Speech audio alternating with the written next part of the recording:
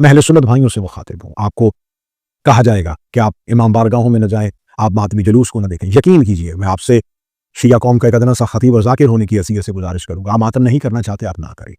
آپ کے یہاں ماتم کی اجازت نہیں ہے، آپ نہ کریں. آپ کے یہاں گریہ بھی نہیں کرنے دیا جاتا تو آپ روئے بھی نہ، لیکن ایک دفعہ صفِ عزا پہ ضرور آئیے گا. امام بارگاہوں میں حسین ابن علی آپ کا انتظار کریں گے.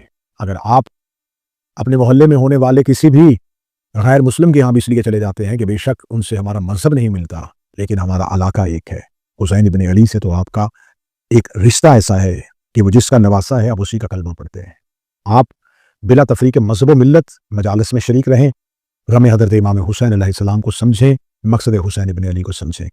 آپ کو کہا جائے گا کہ آپ 10 محرم قبرستان میں جائیں اور آپ قبروں پہ مٹی ڈالیں. سوال ضرور کیجئے گا کہ پورا سال قبروں پہ مٹی ڈالی جاتی ہے، 10 محرم کو ہمیں قبرستان میں کیوں بھیجا جا رہا ہے؟ اگر آپ سے یہ کہا جائے مجلس حسین میں جانے سے نکاح ٹوٹ جاتا ہے، تو آپ کہیں کہ مجھے کوئی ایسا فتویٰ دکھائیں کہ شراب پینے سے نکاح ٹوٹ جاتا ہو، کبھی آپ نے کہا ہو کہ زنا کرنے سے نکاح ٹوٹ جاتا ہو. جب مولانا شراب اور زنا پہ نکاح ٹوٹنے کا فتویٰ نہیں دیتے تو مجلس حسین پہ جانے کا یہ فتویٰ کیوں ہے؟ آپ کا کسی مسلک، کسی فرقہ، کسی گروہ سے تعلق ہے. حسین ابن علی کسی خاص مسلک، کسی خاص فرقہ، کسی خاص گروہ کے امام کا نام نہیں. یہ مسیحا ہے تھکی ہوئی انسانیت کے، یہ غموں سے نڈھال اور چور چور انسانیت کے قائد کا نام حسین ہے.